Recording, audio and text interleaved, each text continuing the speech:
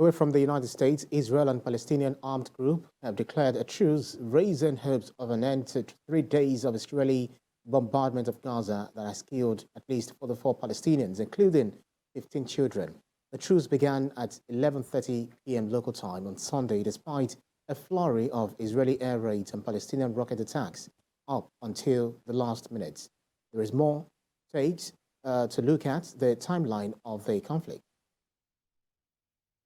While both sides agreed to halt the fighting, each has warned the other that it would respond with force to any violence.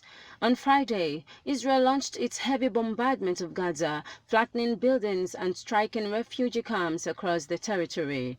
The Israeli military said it has been targeting members of the Islamic Jihad, including the group's senior commanders, but according to Palestinian officials, almost half of the 44 people who died have been civilians. At least 350 Palestinian civilians have also been wounded.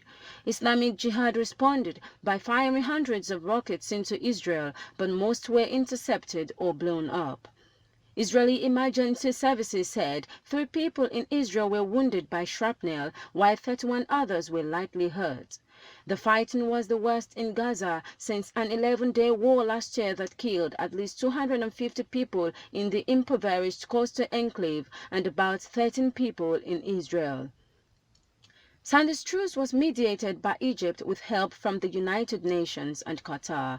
The Secretary General of Islamic Jihad, Saad al-Nakali, said one of the key agreements was an Egyptian guarantee that it would work towards the release of 2 of the group's leaders who are being held by Israel.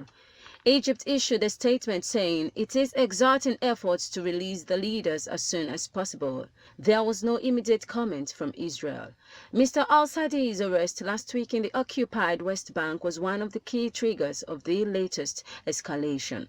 Israeli forces also arrested 19 more members of the Islamic Jihad in the occupied West Bank.